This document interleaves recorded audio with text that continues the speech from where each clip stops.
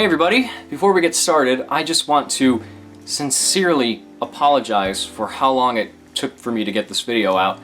I really wasn't expecting this at all, but please bear with me for a second because I'm sure a lot of you are going to skip the intro and go straight to the video, but please bear with me while I try to explain just what exactly happened in the last 2 months. A little while after I got back from my trip, I sort of went through a bit of a creative slump.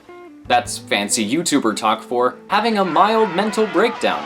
And that mostly came from focusing so much on these reviews. Like, they were just sort of sucking me dry creatively, I guess. So I decided to space out my creative work time and focus more on other projects in between working on my main videos, including a really big and personal video that I'd like to try and get out as soon as possible. It's not like my main reviews, it's a little bit different from what I normally do, but I'm really excited about it and I hope you guys will enjoy it once it comes out. Second, my internet went out for a few days, so I couldn't really work on anything until I found out I could use my phone as a mobile hotspot.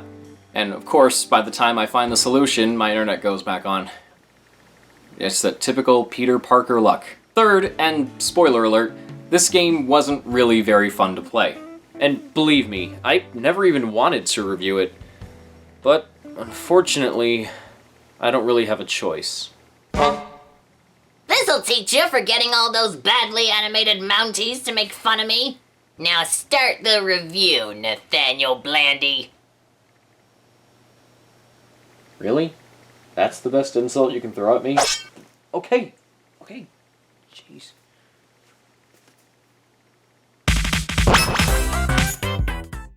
Ah, Bubsy, we meet again. You've been gone for so many years, and then you finally came out of hibernation to star in a brand new game subtitled The Woolies Strike Back, and everyone rejoiced. Yay! In reality, however, it was more like the gaming equivalent of New Coke. Nobody asked for it, and yet they still brought it back. Except that Bubsy didn't have Stranger Things to help justify his existence. I did a video on Woolies Strike Back just a little over a year ago, and though it was decent-ish, it really had no reason to be made. But at the end of the game, when they said that Bubsy would indeed return, I guess they were being serious. True to their word, we have another game to look at called Bubsy, Paws on Fire, which arrived on PS4 and Steam in the spring of this year, before heading to the Nintendo Switch a few months later. So, whether we want him to be or not, it looks like Bubsy is here to stay. And in case you can't tell from the sound of my voice, I'm just ecstatic.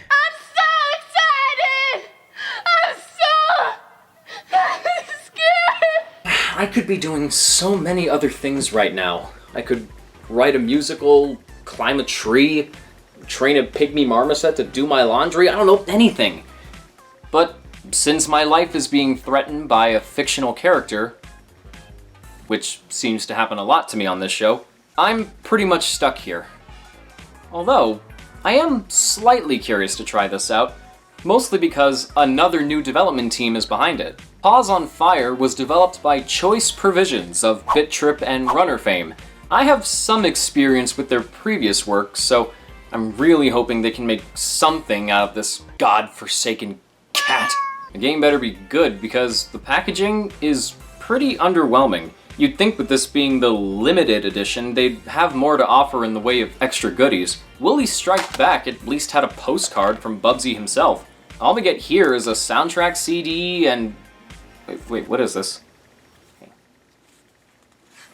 Wait, is this a manual? Like, an instruction manual?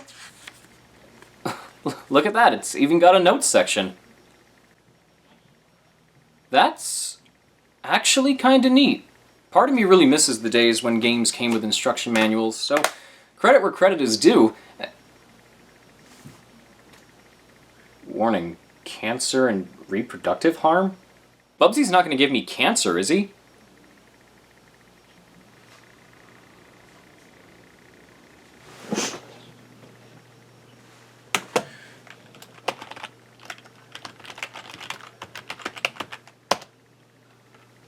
Let's see. Proposition 65 requires businesses to provide warnings to Californians about significant exposures to chemicals that cause cancer, birth defects, and other reproductive harm.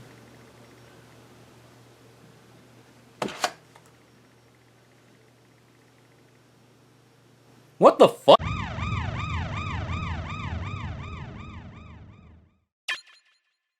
Our story begins at the 14th annual Yarn Ball, taking place at the regular Children's Gymnasium, which sounds like a trap set up by a pedophile who's bad at naming things. The Woolies appear on a TV to inform Bubsy that his arch-nemesis Oinker is trying to capture every animal in the universe to lock them up in a zoo. Who is Oinker exactly? Well, according to the Bubsy wiki, his full name is Oinker P. Ham, and he was also the main villain in Bubsy 2. Side note, Bubsy has his own wiki. I seriously just found out about this now, and that's somehow the most shocking discovery made today. So the Woolies send in one of their own to join Bubsy on his adventure, and his niece and nephew give him a good pair of shoes that'll serve as a half-hearted attempt to legitimize the new gameplay style. It's a basic bad guys team up with the good guys to stop a bigger bad guy kind of story, with not a whole lot to offer aside from some jokes that are admittedly kinda funny. He's a non-speaking extra in one made-for-TV movie, and all of a sudden he thinks he's king of the world. Uncle Bubsy! Uncle Bubsy! Will you drop the uncle stuff already? I'm never even married! And yeah, you're seeing this right. Paws on Fire actually features characters from the canceled cartoon pilot. The nerdy guy, the armadillo, the twins, but as far as I know, none of them are voiced by their original actors. Not that I'm complaining, but what's really weird to me is that the new voice cast isn't listed anywhere in the credits. I couldn't even find it on the internet. The only voice actor listed on the game's IMDb page is the guy that plays Bubsy. And it's Vic Mignogna? As in that Vic Mignogna?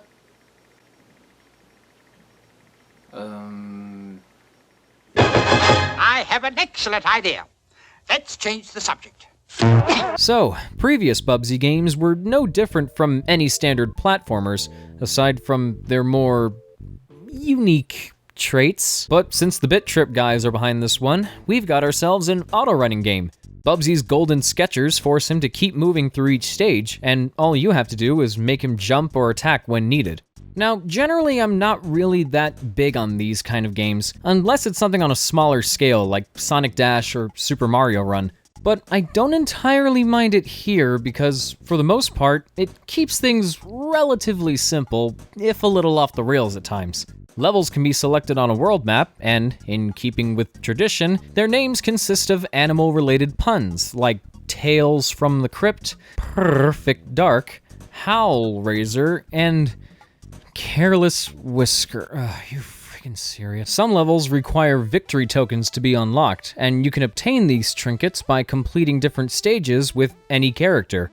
Yeah, Paws on Fire actually has multiple playable characters, and each of them have their own sections to go through in every single level, with their own playstyles to boot. Bubsy can glide like normal, and he's got his pouncing ability from the previous game, though it looks less like a pounce and more like he's physically throwing himself at things. Virgil has a sliding ability that he can use to move under certain objects, and he can double jump too, which, if performed after bouncing off an enemy, could also act as a triple jump. Then there's the Woolie, who flies around in a UFO and can use lasers to blast almost anything in her way. Her stages also have power-ups to collect that let her fire even more lasers, so it's like Gradius, without characters being made into Yu-Gi-Oh cards. The Woolie, I find, is the most fun to play as, since her levels have the most interesting stuff going on, but that's not saying much. I can appreciate the added variety, especially compared to the last game, but even with the differences between each separate character, your main goal is always the same no matter what.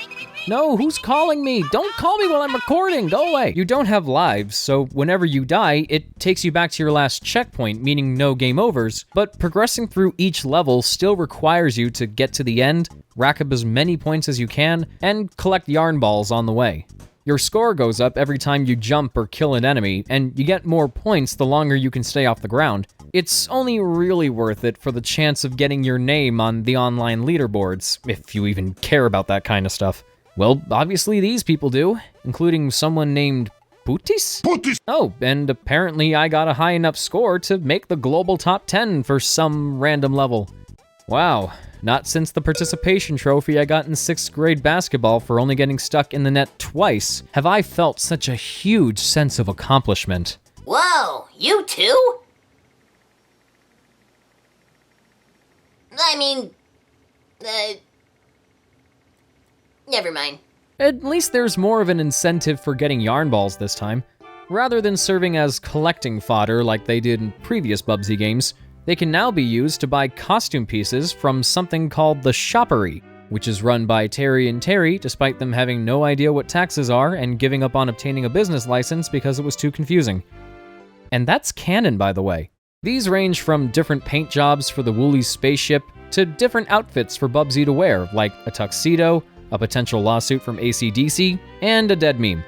It's all cosmetic and doesn't change your character's stats in any way, but there is something oddly humorous about seeing Virgil jumping around in a Viking helmet, and piloting a giant cheeseburger is something I can get behind.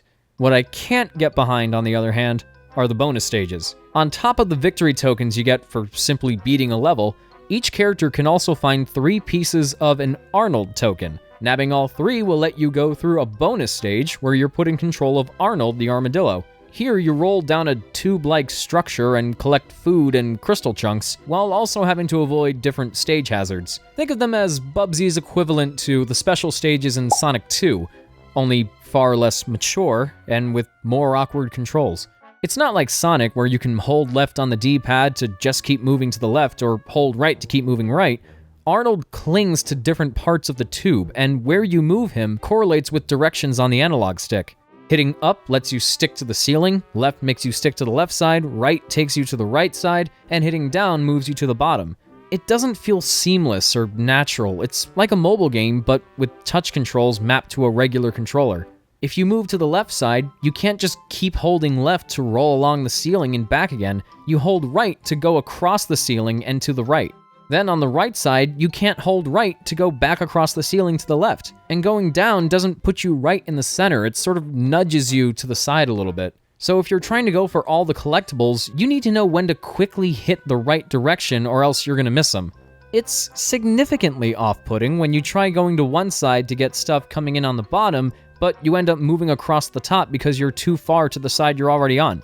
And vice versa, if you're far enough from the edge on either the left or right sides, then it'll make you move across the floor, which can cause you to miss things on the top.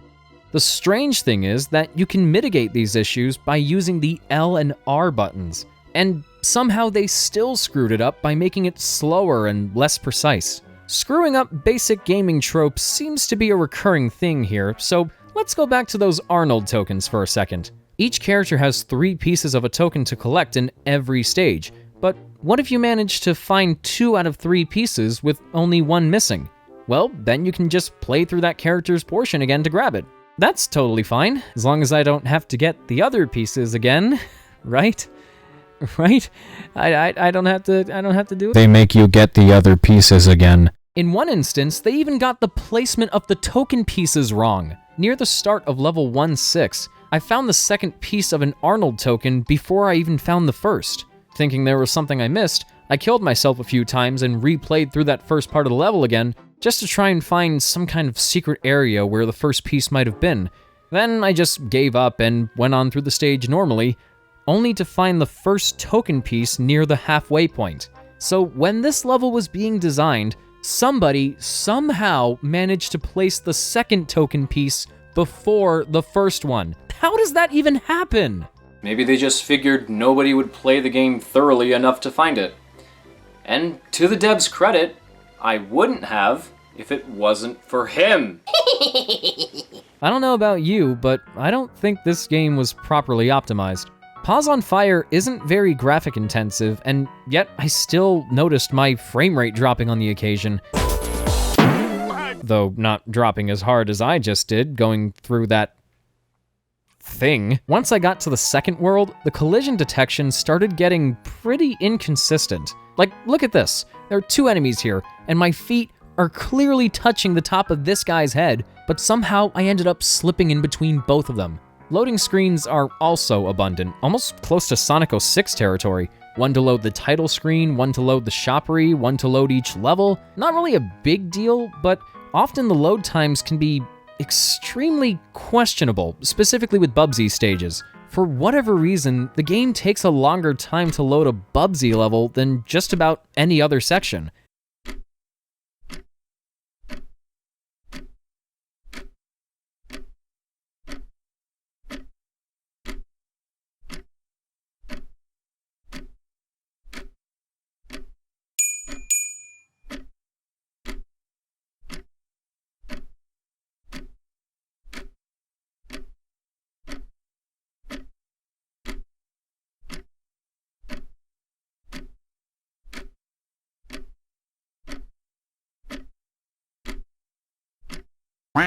What the hell is that about? I'd like to think all that extra time is being spent on stabilization, but clearly the audio doesn't show it. Bubsy, uncharacteristically, doesn't have much to say in this game outside of the cutscenes. What could possibly go Don't you dare finish that sentence. Don't do it. I'm sick of it. But before each level, and after these strange buzzing sounds, he and the other characters deliver lines of dialogue that often don't relate to anything that's about to happen. I just remembered I packed some walnuts! Good for you. Please don't tell me where you're keeping them. But sometimes dialogue can go on for so long that it doesn't even finish before the level starts. This level sure brings back memories. I just wish they were go-ons. And at one point, the audio in general just straight up glitched out. Buggy programming aside, I'll give some praise to the music. It doesn't always fit with the levels you hear it in, but it's got some pretty good stuff on it, even if I can't picture myself listening to it for any other particular reason. On a related note, the presentation overall is okay? Question mark? Graphically, it's no better looking than a late PS3 or Xbox 360 title, and character movement is usually about as fluid as an early VeggieTales video. But if I had to give it some sort of compliment, it does have some nice details. Loading screens often have funny lines to read near the bottom, and before you get to the second world, you start seeing signs in the background that read, "This is not a UFO base." Okay, I like this. Hey, look, it's a giant pile of poop. Doesn't that just sum up Bubsy in a nutshell? Cool it with the jokes! You made it to Jurassic Pork! Jurassic Pork. Oh, God. These puns are just... Wait, I'm at the final boss already? But this is only the third world. Yeah, there's only 3 worlds in the whole game, with only 3 bosses to fight. While there are more levels in general than Woolies Strike Back, this is just ridiculous. Whatever. Oinker's defeated, Bubsy gets a call on his 1990s gray brick cell phone because irony, and then we get this. Sit, Bubsy, sit. Good cat.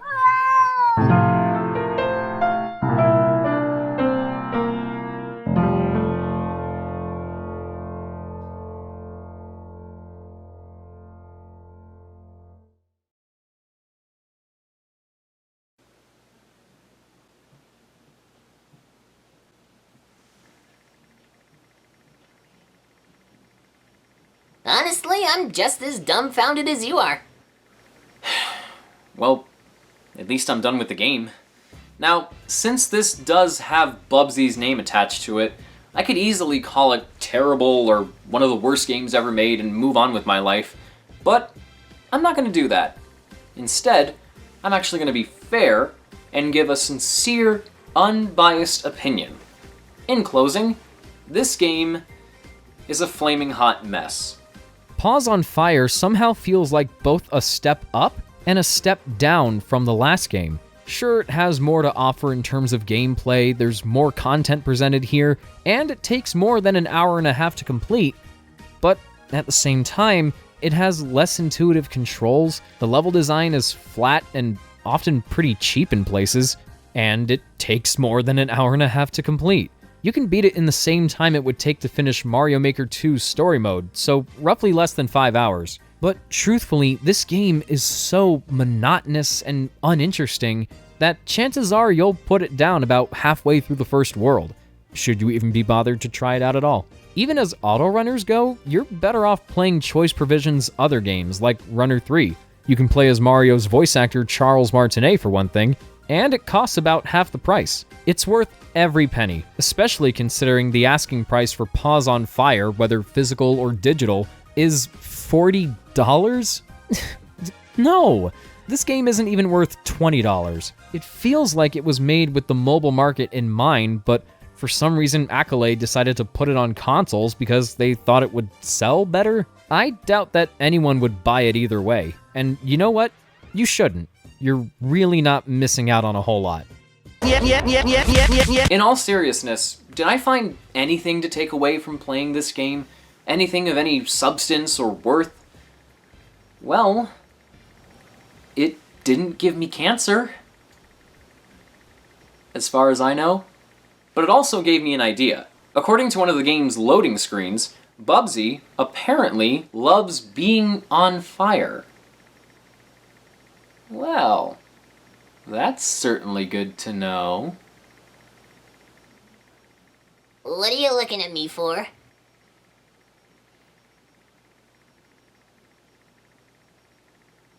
Uh-oh.